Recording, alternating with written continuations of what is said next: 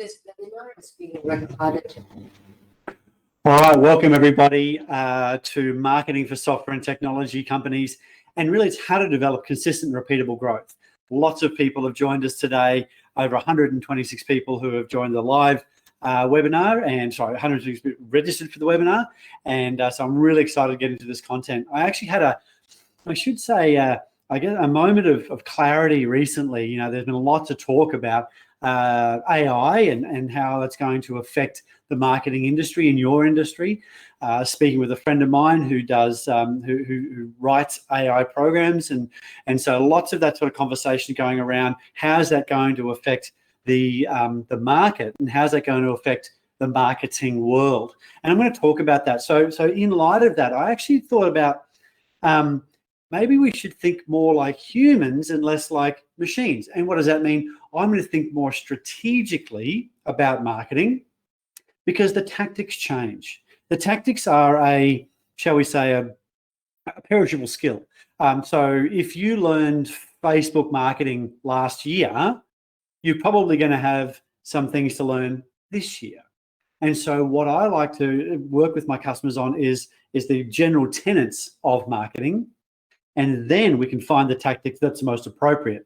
And this is the tactic choice, the strategy that still is going to make sure that businesses like mine and businesses like yours continue to thrive. So let's get into it. So welcome everybody. Lots of new people. For anybody who is new, grab that question box. Make sure you can type in just say hi. I'm going to ask you where you're from. So I'd love to know where you're from. I did see some people register from Florida, saw some people register from the Midwest region, Iowa. I think Iowa's Midwest. And so America, that's pretty cool. I don't know if I've actually had people from the US join these webinars before, so welcome. Anyway, let's jump into it. Let's get some content. So who is the webinar for? Let's be really clear. It's for software and technology companies who are tired of uncertainty and fluffiness around marketing. One of the great challenges of marketing is there's lots of tactics. Lots of people telling you to do this one hack or one automation, and your world's a whole different thing, and it's all going to make you a lot of money. But there's a lot of uncertainty around that. A lot of people that will go ahead and absorb that cash out of your business and not really deliver a result. So I want you to take a bit of ownership and control of your marketing, ownership and control of your thinking. So they want precision processes. So yes, you've got control. Now you need some processes. What are the structures to operate within? And feel that marketing is not delivering. Well, I think that's a lot of people who just feel that marketing is a lot of money spent on marketing. I did a quick bit of research. 4.7 globally, $4.7 trillion will be spent on marketing this year. And the old adage is, how much is it effective? Only about half of it is effective. Unfortunately, we just don't know which half. Now, that's reduced, or it has the feeling of reducing with technology. But let me just talk you through how we can implement that sort of thing into your business and really make sure that we cut out the wastage. We're talking about three key areas of impact when it comes to marketing. Sydney, Australia, great to see you, thank you. Three key areas of marketing. So your circle of influence. I'm not talking about buyer persona. I'm not talking about tactical. These are tactical things. I want you to think, once again, higher level. Your circle of influence. This is a key area of impact. Who can you talk to? Who knows about you? Who knows what you do? You can't sell anything to somebody who doesn't know who you are. So we need to develop your circle of influence, then your relationship with those people. So now you've got these people on a list or a social following or whatever it is. What do you do next? We need to develop trust and credibility. And how do you do that? Well, there's lots of tactics around that. And then your offer. Too many times I see a situation where lots of people are putting out lots of content. They're writing blogs and they're doing social posts. They're taking photos of their coffee at a meeting. Gets 2 likes from your husband's mother and whatever else. And it actually doesn't achieve anything. Doesn't move the business forward in any way, shape, or form. It's just it's sort of a vanity metric. Oh, we've got some likes on our social posts. So we want to make sure that we're not only bring people into our circle of influence who knows us and knows what we do. What relationship do we have with them, and how do we demonstrate capability and trust? And your offer. Let's bring this to a head. If you're always available, then there's a different vibe to the whole thing. Well, I know I can always solve that. I just got to call this guy, or I've been getting these emails for years from this person, and I know I'll solve that when it becomes a real issue. Now, I talk in stories a lot when it comes to sales and marketing, and I liken a lot of sales. One of my webinars was called "Be a Doctor of Selling." And a doctor of selling is, ask all the questions before you provide a prescription. A diagnosis without prescription is malpractice. And the same thing in most of your businesses here. I can see some really high-tech people. I'm pointing to the question box over here, by the way. Lots of technical people doing lots of technical things. And you need to have a really good conversation with your customer before you offer them anything. But most salespeople and most marketing says, come and buy our thing. It's like walking into a doctor's office and saying, and they go, your profile is late 40s, male, slightly overweight, white. I sold some really great heart medication to somebody who, just like you last week. Madness. You'd run out of that office in a heartbeat. But that's how most salespeople operate. They don't understand what the client's there to achieve. So, and you've got to create an offer. And so in medical terms, if you're thinking about creating a health and wellness program, you might do some research. You've probably been getting a bunch of emails from really clever people. All of these things occur. But when it becomes acute, when the need is high, then all of that research sort of probably goes out the window, and anybody in a white coat and a stethoscope is going to be able to put your arm back on. I'm being dramatic for effect, but you get the idea is when you, so therefore you need to create those events that bring people up into your funnel and to drive that decision process. All right, let's carry on. So anyway, quick intro. Who's this Matthew person anyway? So my name is Matthew Whyatt, salesperson. I started my first tech business when I was 22. So as you can tell from the grey and the beard, that's a few years ago now. And over that time, we grew that business. We had multiple divisions. We sold software. We built bespoke software. We're an outsourced software build. We had 30 developers working for us at one stage. We imported products from overseas, had a whole bunch of stuff going on. And I've only always lived in the sales and marketing and strategy world. And I've had really great people. My business partner, my wife came on board as the operations side of the business. So operations, finance, service, the whole bit. So I don't deal with that stuff. I deal with the bringing money in and making sure that it is good, it's clean, it's good money, not clean money, not Breaking Bad, but it's good. It's a good sale. A good sale will always be better than a sale that you have to ram home, because that client's going to be pretty ordinary, take up a lot of time in customer service. So that's so 20 or so years of running that business. Exited, took a year off with the family, moved to Bali, came back about 8 years ago, and an amount of about 15 years of running that business. 8 years been back, and during that time, I've been asked to help businesses out with their sales and marketing problems. I've gone across many industries. I keep coming back to software and tech. I love software and tech. That is, I'm the first person to jump on the new stuff. I got caught up in the whole NFT crypto world, and I'm certainly well into this AI stuff. I love that stuff. It's interesting to me. It always excites me, technology and what my clients are doing. One person's saying no sound. Can everybody hear me?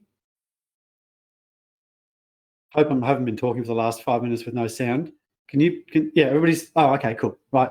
Thumbs up. Perfect. Somebody found the emojis. Love it. I'm just going to scroll down and make sure I keep on top of the questions. Great. So what I want to know from you is industry and function. So, and you don't have to tell me that you're a program manager or anything like that. What I want to hear from you is, what do you sell? We sell project management software for architects. We sell enterprise data warehouses to mining companies, or whatever it might be. So the reason I'm asking that is to be able to mold some of my comments, stories, thoughts, diversions into your industry or into your space. So if you could just do that for me. I think you'll find the question box down there. There you go. There's my animation. Everybody's very excited about that. Software development company, turning business owners' ideas into software. Love it. Software platforms based on your know-how. Okay, cool. Very good. Excellent. Well, and you can keep filling that in as you go, and ask questions as you go. please, I want this to be interactive. All right, so we've talked about who I am, and for the last 8 years, I've been consulting only to software and technology businesses, always kept coming back to that. And so over that time, I've gathered together quite a few happy clients. One thing, and the reason I've chosen these for testimonials in particular, is because they talk to the problem that I think a lot of you might be having, which is, if you look at the top left-hand one, okay, before, a prospect was anyone who would talk to us, which was wasting a lot of time. And so now we have a clear picture of buyer personas and which types of firms are best matched to what we do, and a clear direction of how to engage every one of them using individual pain points. Narrow the scope, go deeper, create a better relationship, which talks to the next part. Okay, and the other one is about the next one underneath it. The last consultants we used cost us a lot of money and gave us nothing of value. We gave them a good chance too. The part that I want to talk about there is your roadmap process alone was more valuable than anything we gained from others. So one of the things that we do is we actually will interview all the stakeholders in the business and build out an exact roadmap of what you need to do, what our clients need to do, what they need to think about, and the execution plan on that. What content, whatever it might be. Got a few more people have added in. Consulting services, workforce management. Great. Okay. So consulting, software dev,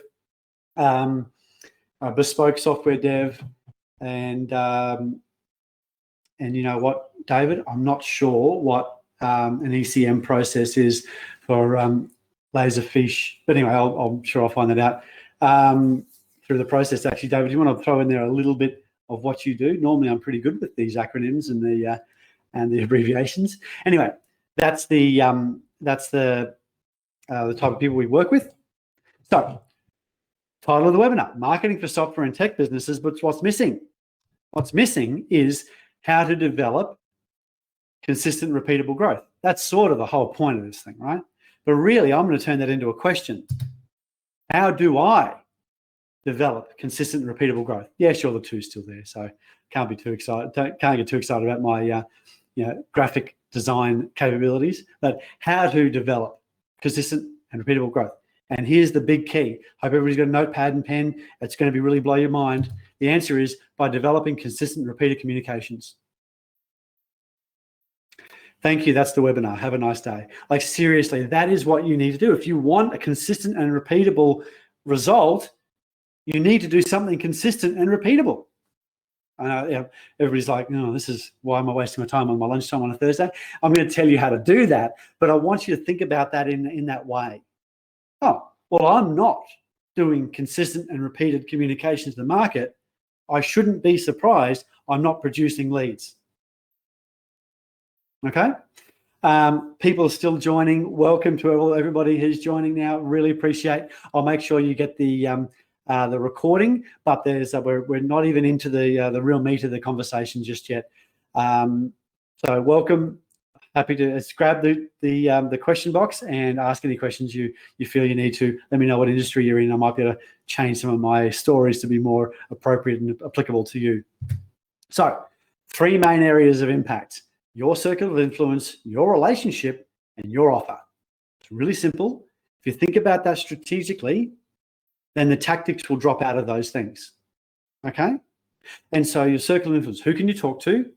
How do you, and then the second one, your relationship. How do you build a relationship with these people? How do you, sometimes we call them in marketing terms, we call them nurturing. Sometimes we call them social posting. Sometimes, there's a whole bunch of tactics, things to do, emails that occur inside the relationship. But then you've got to bring it to a head and create an offer. If you don't do that, people have no motivation to buy from you until they're really in pain. Their bruise is so great, the pain is so high. A lot of research goes out the window. And whilst you might have been emailing them for a year or two, they go, oh, we've got to get somebody in to fix this problem. They sort of forget because they've been deleting your emails for a year. They haven't really been thinking about you. And they go and Google it or put something up online or talk to a friend over a beer. They figure out, who do you use for outsource this or developing of that? Who built your app, right? So then it comes into the relationship you've got with the people you currently work with to get referrals. Right, let's go. Circle of influence, consistent repeated messaging to the market. 3 ways. There's only real 3 ways that you can do. You can build your circle of influence. Who can you talk to? 3 ways. So one-on-one, one-to-one, networking, LinkedIn, and cold calling. That sounds really obvious, and I'm going to say a lot of things that most people here would be going, oh yeah, of course. But I want you to remind you that the tactics haven't changed. Sorry, the strategy hasn't changed. It's just the tactical execution of those strategies does constantly change in marketing. So measurement, number 1 in your business from now on. How many new people have entered my email database this month? That is a metric you need to measure. And you can get those people through networking, through LinkedIn, through calling them up cold. That's really awful and hard to do, cold calling. One of my clients does it at the moment. It's very unrewarding, very painful. They still do it because it makes them, they've got enough margin in their business to make that worthwhile. But very few people answer the phone. It's really hard. One to many. And this is why people are going to say, oh, you've got to advertise on Google, you've got to do PR, you've got to do speaking at events, cold mass messaging, spam, or LinkedIn, or whatever it might be, or social media.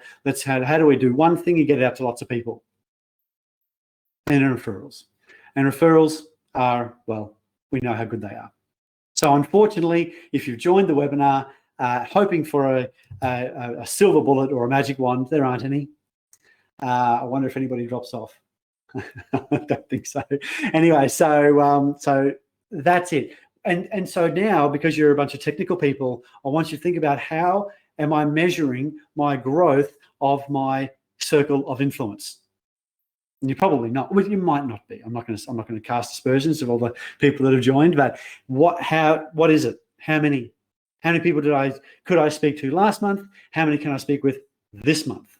Yes, you're going to have some people unsubscribe because they really only just wanted to download your thing or join you on here or do whatever. You need net new people every single month. You need to know that number that you can communicate with, right?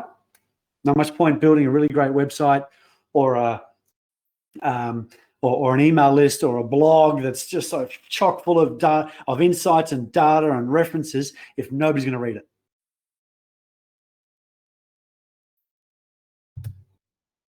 So decide what you're going to do. Decide who you do it for, and then build the assets.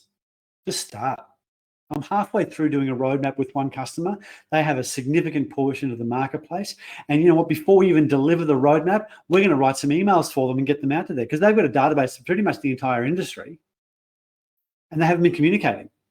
So they know what they're going to do. Well, I'm actually helping them figure out what to do. Decide who you're going to do it for. They know exactly who they're doing it for, and build the asset. Write the email. It doesn't need to be a 4-month engagement where all this stuff is built. Just do some things. Get it out there. Get messaging to the market. Talk to your customers.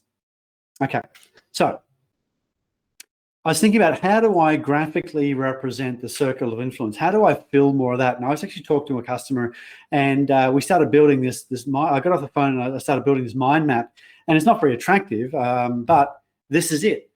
Your circle of influence. There's only 3 ways: one-to-one, one-to-many, or referrals. Now, this is some of the things that raise some eyebrows, and people start to think about through these things. Is they go, well, connect with new people consistently. Got it? Makes sense. One-to-one. What is that? Cold calling and networking lives in LinkedIn and networking meetings. Once again, no tactics. The second one is one-to-many, advertising, PR, speaking at events, cold email or cold messaging, and social following. Building these things will give you more pipeline to talk to more people. And referrals.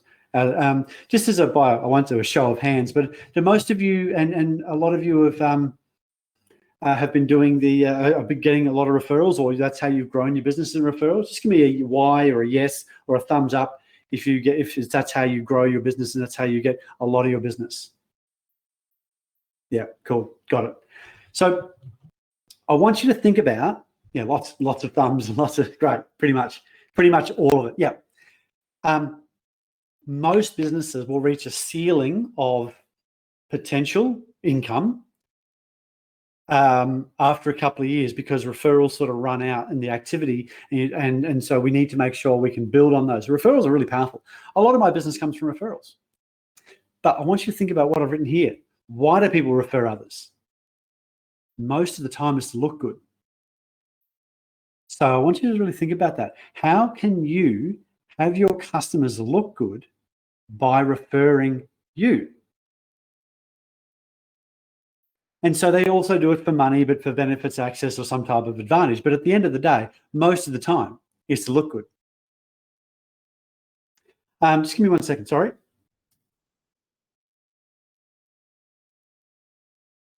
It's quite warm here in Queensland. I just had to move the fan. There we go. So that's really important. How can you make your customers look good and get that referral? Nobody's ever said like that Seinfeld sketch, if anybody's old enough to be to like me and watch Seinfeld. There's the Seinfeld has the bit where he goes, well, everybody's doctor's the best. I've got to go see my doctor. He's the best. Nobody ever says, I've got to go see my doctor. He barely passed medical school and he's an absolute butcher. Doesn't even know what he's talking about. Nobody's doing that. So thank you for the laugh. Appreciate it. Sales is comedy and acting for ugly people. So that is, so think about that. Everybody's guy is the best or girl is the best, or they don't mention you. So how do you create that reaction in your clients?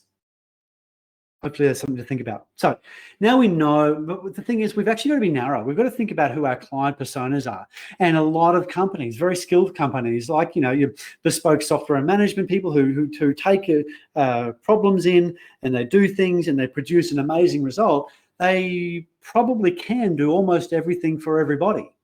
Probably can. But they shouldn't.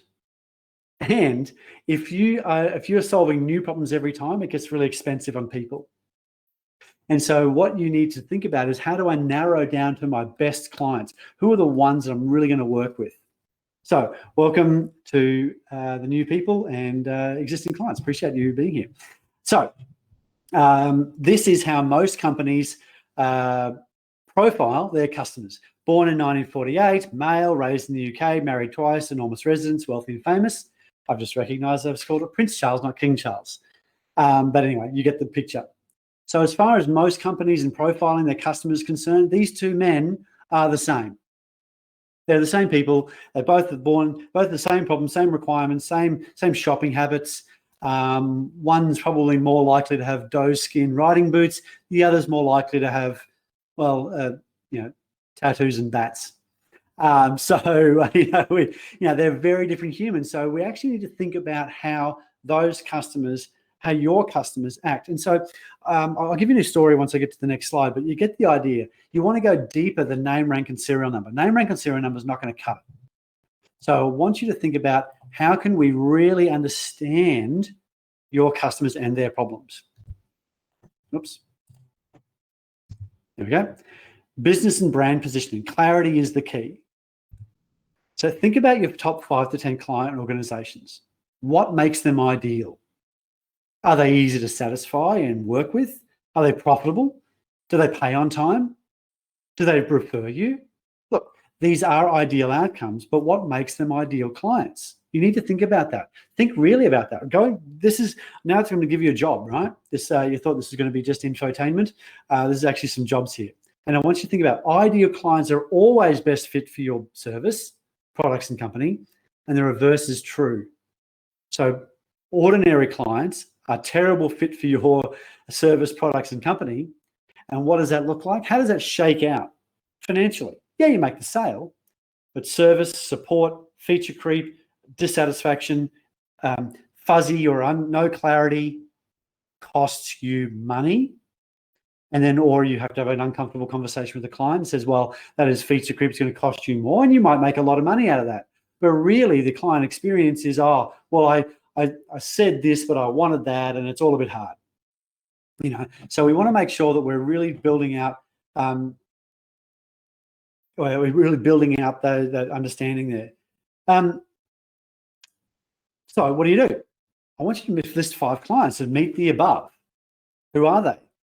And these are how the client acts, not how much they pay. Because I've had clients who have, massive companies working that they sell to, which are 70% of their revenue. And we recognize that they pay slowly, they drag their feet, they change scope. They're sort of like the tail that wags the dog. They think that the company was just an outsourced part of their business. They could change direction any time, and their staff was basically commoditized. And that was really a very uncomfortable situation for my client. And so we had to change how that operated. We needed to recognize that client was probably a C-class client. So there's A, B, and C. C-class client. Now, A, B, and C is not A for good, B for average, and C for ordinary, C for crap. This is A for absolute. Best clients, they easy to satisfy, profitable to serve, pay on time, give us referrals. A. B, trade and exchange. They pay an amount of money. We provide a service. Everybody's okay. C is somebody who takes a lot of customer service time. They drag their feet. They do the opposite of all of these things. So this is your job. List 5 clients. What features do they have in common? Why do they choose you? What triggered the need? Who did you beat last time? And where are you at risk now? Fact of the matter is 99% of marketers are not going to ask the question, where are you at risk now? Because it's all forward thinking. I want you to think also about your database and who you're serving at the moment. Where are you at risk? Running a workshop for a client. I flew down to Sydney. They brought their people up from Adelaide and Melbourne into a boardroom in Sydney. I was running that day, and we were talking about these things. And they gave me, name, rank, and serial number answers. And I wanted to dig deeper. And we dig deeper and dig deeper. And I said, tell me about your top 5 clients in the last 6 months have really been knocking it out of the park. And they talked about it. I said, how are they, and I just sort of threw it out there. Are they growing or shrinking? Are they in this location? And the CEO goes, well, they're all growing, like, obviously. And then the sort of the light bulb went on. He's a brilliant guy, but he went, one of the key factors that actually drives somebody to want to buy what we sell is growth. And then they changed their LinkedIn outreach, and they were getting 12 and 180 people connect with them who were in the profile. And now that they've started focusing on the companies that fit all the profile and have this extra dimension, 50 out of 100 have connected. I mean, I just want you to think about that. What is the key metric that changes, or that your great customers have when they purchase? What's the key metric? I want you to think about that. So here's a worksheet. Email me later if you want it. Take a screenshot if you like. I don't care. So what do you do with these top 5? Right, company names. What do they have in common? Vertical size, location, complexity, ownership structure. Why do they choose you? Technology, service, reputation.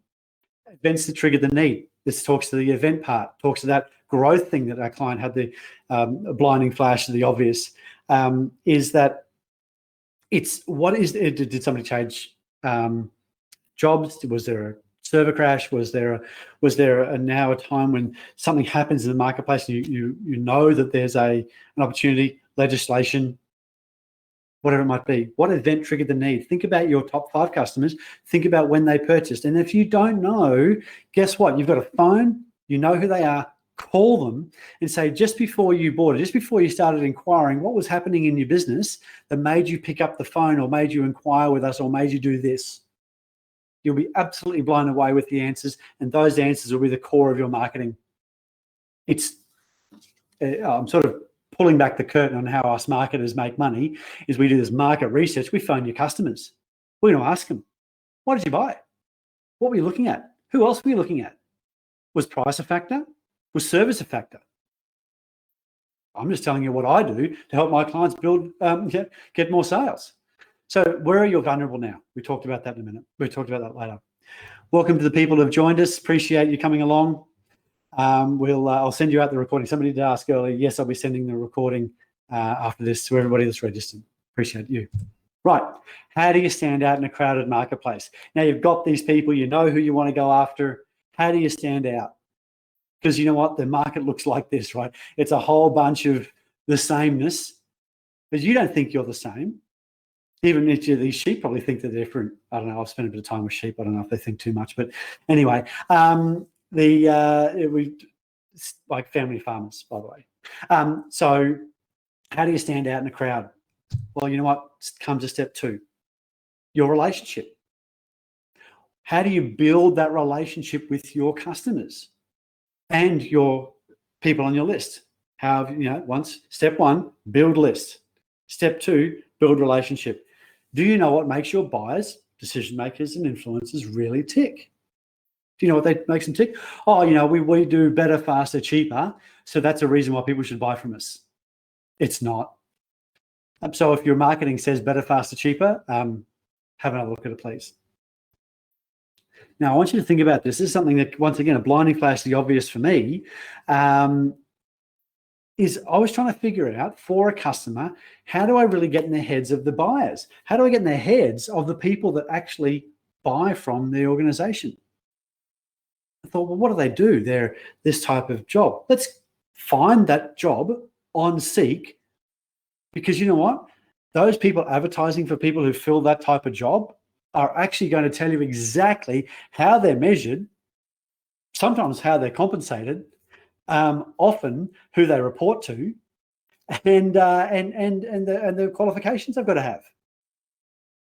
This is basically buyer profiles. If you sell to project managers in mining, go look for project management in mining and look at that job description. It'll be quite long because they want to make sure they really clearly define. There it is. There's your buyer profile done. That's who you sell to. Anyway, so have a think about that. Write down, once again, who do you sell to? Find them on LinkedIn, but also find them on Seek, and really and figure it out from there. Right, key takeout. Buyers of technology are people just like you. They have roles, responsibilities, hopes, and fears. They've been employed to do that job.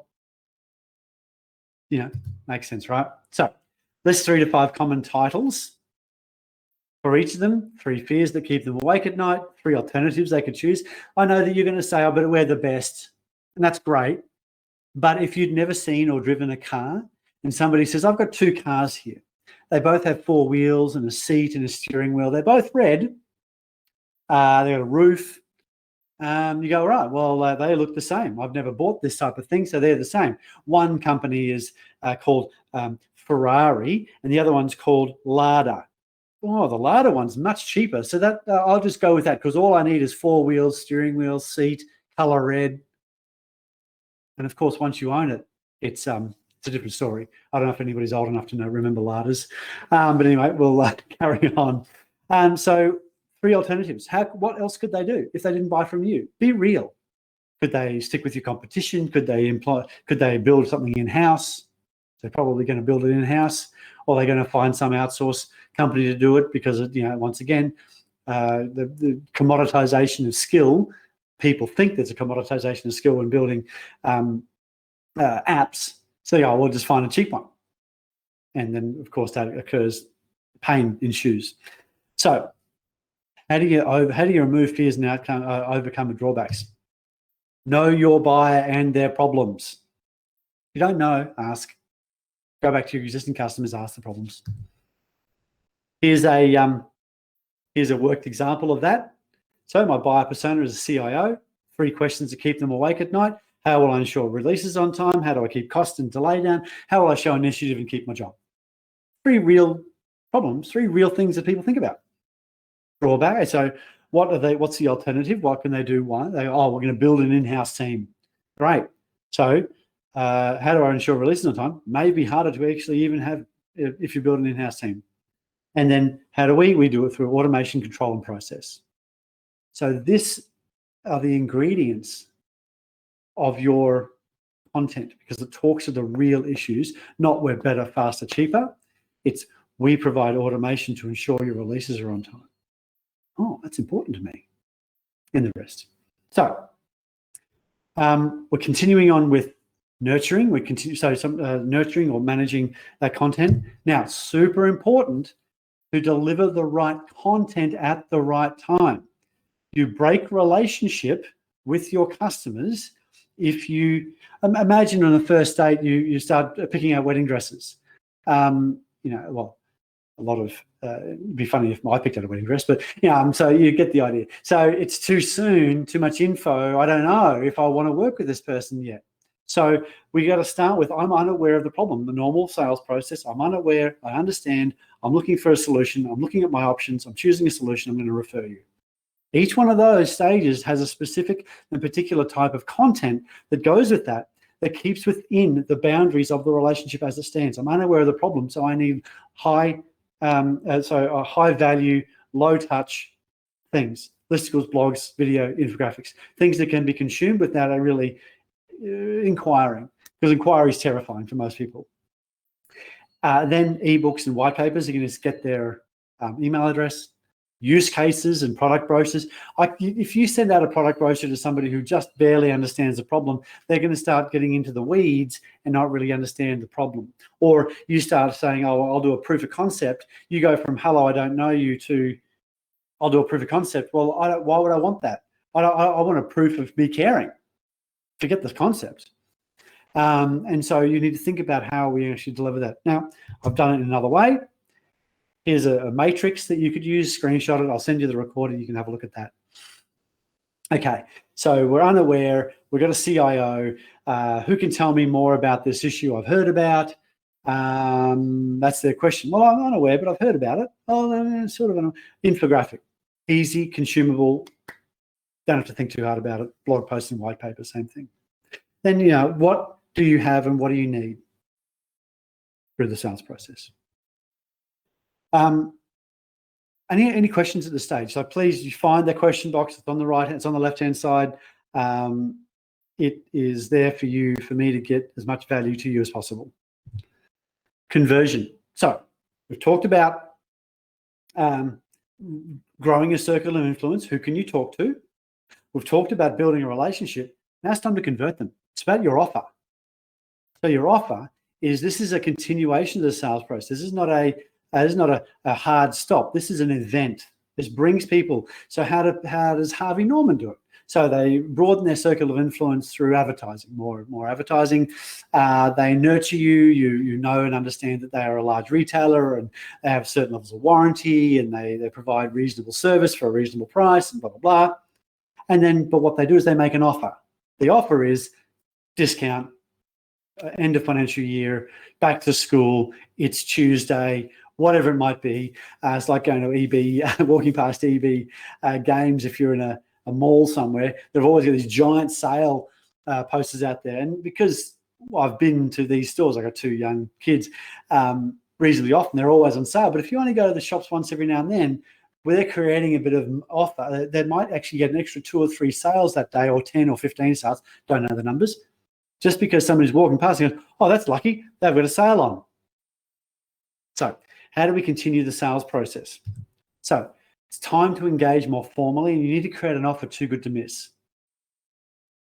So if you are doing bespoke software development, how do you create an offer? You've nurtured them, you've demonstrated capability and trust, you've provided listicles, you've provided all the ways to buy, you've educated the market on how to buy, you've done all the work. But if you don't make an offer, they're like, no, I got it. That guy's there. Dave will sort me out later on. Sorry, I don't mean to shorten your name, but you get the idea. Or that email starts moving into spam and gets deleted, and then when they really want to do something, then they start going to talk to their friends. You need to create a moment of truth. You need to create an event. And so what's this webinar? Everybody here has been on my email list and seen me on LinkedIn. I got 10,500 people on LinkedIn. Email list is about 3,000 people. I'm growing that every month by offering free downloads and ways to solve things and all that sort of stuff. This webinar brings it to a head. Hey, come along, really make sure that I'm qualified to talk about these topics, and then maybe if I've got a need, I'll buy.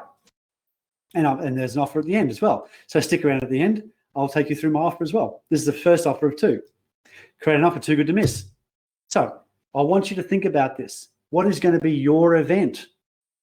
What's going to move people from your email list to your client list? I know that's difficult, and if you want to have a conversation about how you can do that, I've worked in all the industries you've talked about, except I'm not sure about the one with all the acronyms. David, you need to tell me what that is. But I probably know it already, but you've used some words that I don't know. How do you move them from a suspect to a prospect? How do you do that? They're on your list. Get them to do something. Create an event. Yeah, the first one will probably be ordinary. Tell you that. Prove beyond doubt that you're qualified to solve their problems. and then make it the next step easy. Right, so makes sense? Oh, sorry, I feel like I'm talking to you. So action steps, decide on the event, book it in, like today, figure it out. This is your job. This is your yes, I'm very entertaining. Well, I might be entertaining. I think I am. But what's your event? What is your offer? And if you don't have an offer, figure it out. Go talk to 5 people. Go talk to your staff. Call a quick meeting. Hey, guys, what can we offer? I'll give you some examples. Limited time scoping and discovery session, a webinar, a discount,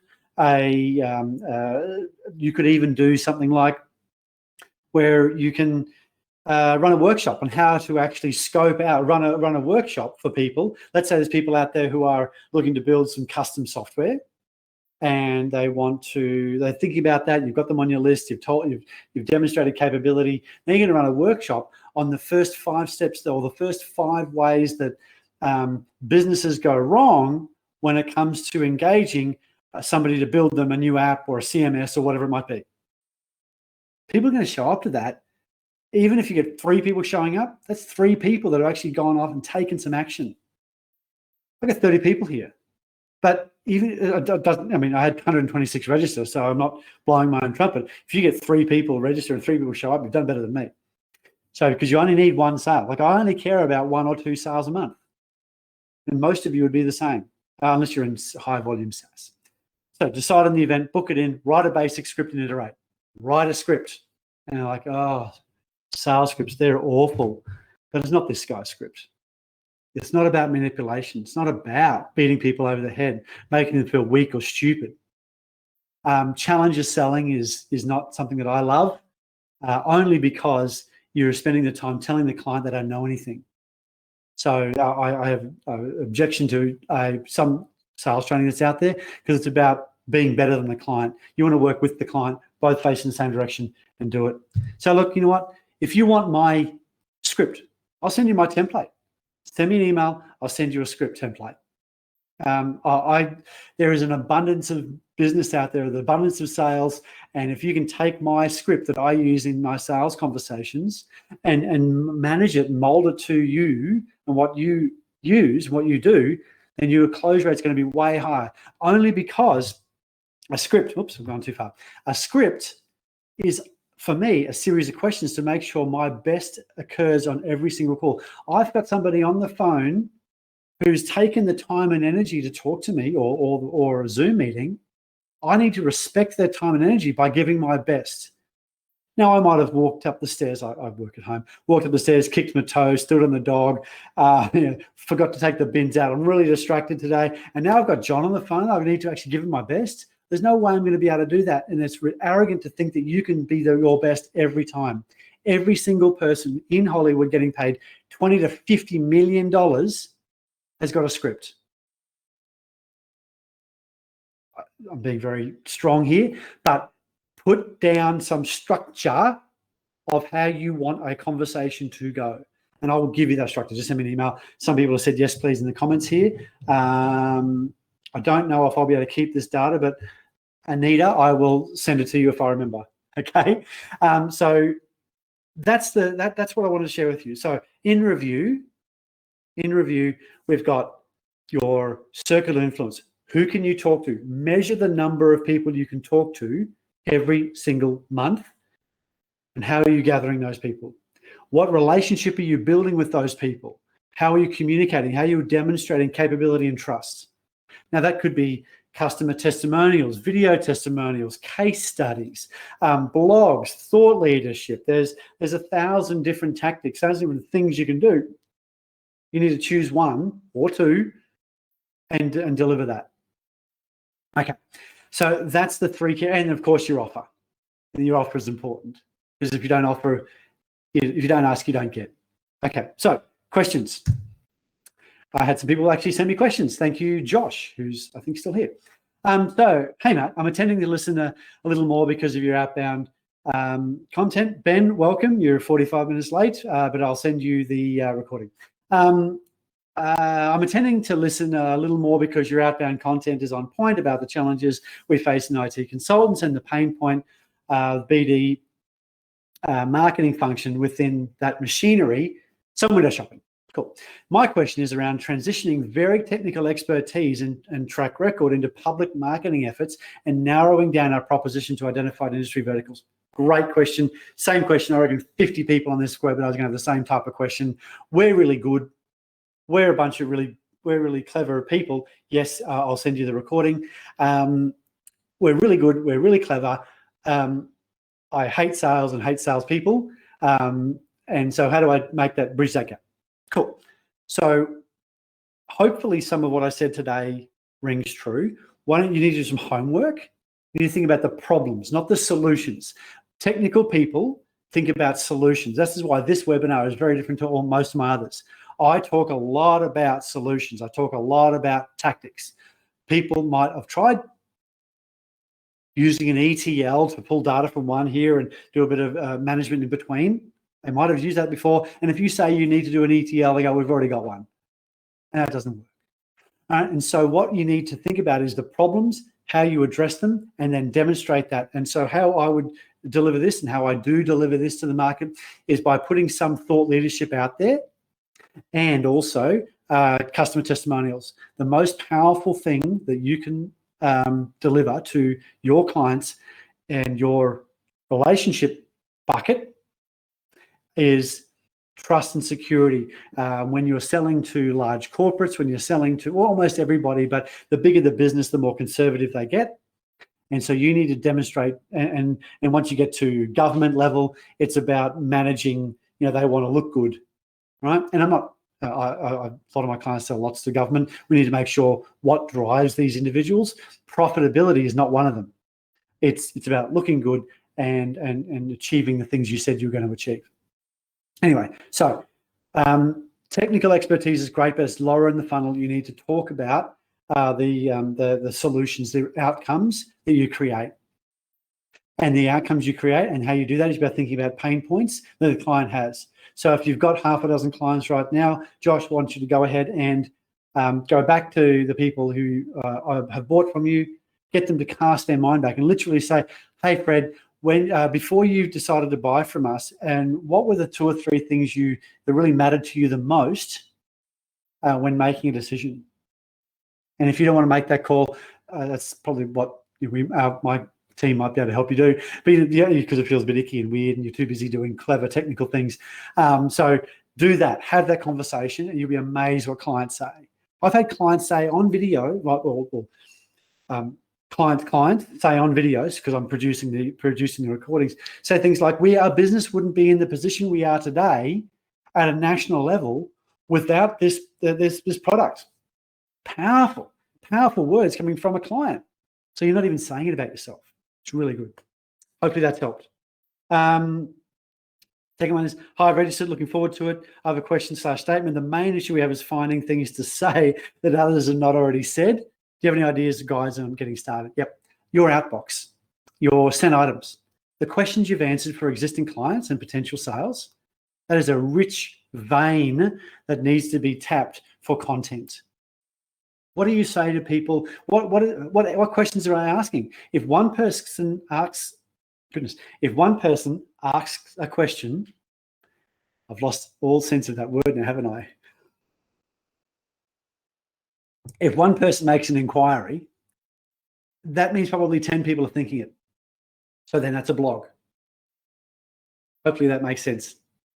All right, so your outbox, your conversations, your feature sheet. Every time you write a feature, you need to go, so what? We do, we're the best at building ETLs for large data systems. Cool, so what? What do you do with that information? We can do data performance tuning. So what? What does the problem look like before what are the symptoms? What's the runny nose that shows that you've got some type of sickness? What's the outward looking thing? Okay. Now, any other questions? I thought that if I know my market, they sort of sit there and thinking deeply about these things, or at least entertained watching me try to struggle with my words. So I asked ChatGPT to write me some questions. So I'm doing a webinar on sales and marketing in the software and technology space, and I'll be asking for questions at the end. Can you write 5 questions that may come up? The people asking will be software and technology leaders. I just did this for my own entertainment, but these are not bad questions. And so this is some of the ways that you can use AI in your marketing. You obviously need to write better questions, and you need to make sure that I just cut and paste this. I don't think anybody would actually ask these types of questions or these specifically worded ways of wording them, but it's still useful. So how do I align sales and marketing strategies with constantly evolving software and technology space? First of all, iterate and try things. And have conversations with people who are making things work right now. One of the marketing material things that I sent out for this webinar was I was having a conversation with a client, with a person who had taken their managed service business from 2 million to 42 million in 7 years. How did they do it? Well, 2 or 3 key things might be worth listening and taking a note, but you'll get the general in because it's reasonably easy. Well, easy to say. First of all, he looked for where the lead flow is. He thinks of leads as or business opportunity as a flowing river. And so what he did is he partnered with businesses that were already creating the interests, partnerships. So he created partnerships. One of those partnerships was with Telstra. And so you can do that with Cisco or Microsoft or AWS or whoever else it might be. Find those partnerships, and often those partnerships will provide you marketing money as well. As long as you're spending money on marketing, they will fund some of it and provide you some access. So you build a relationship there with a supplier. Let me know if you need help with that. I've done it for many clients. So what metrics do you use? Well, I look at those 4 stages of marketing. How many people am I bringing into my circle of influence? Is my relationship growing? Are they reading my content? And how many people show up to my webinars or my events? How do you leverage data? You've got to know the numbers. What tactics? Well, you know what? This is not necessarily a tactical conversation, but I do use offers on LinkedIn. I do outreach to LinkedIn, a one-on-one. I also do webinars, which is but that's bottom of the funnel stuff, right? So how do I fill the top? I do LinkedIn. I do some networking. I don't do any cold calling. I don't like doing that. And also do some advertising. So just got to get more people in your database. And partnerships. Who can I work with? Who sells to the same people as me, but aren't competitive? And so how do you stay ahead of the competition in terms of sales and marketing in the fast-paced technology world? Well, it would be consistent and repeated communications and knowing your market. You don't need to fight everybody. You need to be as narrow as possible and deep as possible. Well, ladies and gentlemen, thank you very much for joining me today. I'm reasonably good on time, and if you'd like to hang around for an extra 2 minutes, I'll be talking about how you might want to engage with our business. But for those of you who are here to sort of just get some understanding, early days for you, thank you very much for coming. Hopefully this has been some value. I really try to make sure that I give you everything I got for the hour that we've got together. And if I've missed your question or thoughts or anything like that, thank you for the applause and the thumbs up. Appreciate that. Once again, as an actor or as a frustrated actor and comedian, I live off this stuff, so I appreciate that. If you are interested in hanging around for an extra minute, I'll just tell you how you can engage with the business. So thank you very much. So what's next? I'm going to need about 2 minutes. What's next? I want to help you discover your path of least resistance. There's lots of businesses here, lots of different industries. I want to help you find your focus. And what I do is I've locked away for the next 7 days sometimes 45 minute sales and marketing review. We're going to extend the Q&A, specifically talk about your issue. I want to talk about, if I understand exactly what you do, and it's a pretty good chance I do, seeing as I've been in the software and technology space for about 25 years. And I've seen it, and I've seen how those businesses grow, and I've seen the failures or the challenges that have occurred. Book that come with questions. I'm going to give you examples of successful campaigns. I'm going to give you my templates. and of course, recommendations for the next steps. So, ladies and I'm not going to charge for it. So, look, ladies and gentlemen, hopefully that's been of value. Are there any final questions here? No. Yes, you can have the recording. Great question. Sorry, Beck, I missed you there. How do I get more engagement on social media? What do you engage with? Have a think about what you engage with. What takes your attention? I've had to delete. This sort of talks to my character. I've had to delete TikTok. I think I've deleted it like 3 times now because clients go, "Oh, we need to do TikTok marketing." I download it and I delete it. And Instagram because of Reels. And you know what I found? I found bloody YouTube Shorts and also and Facebook video. So, how do I book a workshop? At the end of this video, you'll be sent to a web page that will give you access to that. If you do go to our website, book in a growth catalyst session, you can do that there on techtalk.com.au. But once this webinar closes, you'll be sent an email with the link. So think about what you consume, think about what your clients consume, and think about whether or not they actually make business decisions based on that. I've got clients in the mining space who put stuff up on social reasonably often, and it's completely pointless. It doesn't do anything. Social might not be for your market. Who are you selling? So I need to understand. So maybe, Beck, we should jump on a call because I want to understand who you're selling to. If you're selling to engineers in mining or heavy industry, they're not going to respond to social media. So you need to think about who you're selling to. So when more of a deeper answer is also think about when you're selling and working with your customers, who was the first person you dealt with? So I think of a sale as a real address. So the first person that actually engages might not necessarily be the person that writes the check. You get what I'm saying. Because a lot of businesses market to the CEO because the CEO is the decision maker. CEO is too busy. CEO is not interested. CEO's got people to deal with that. So you might find that your initial inquiry occurs at project management level or team leader level.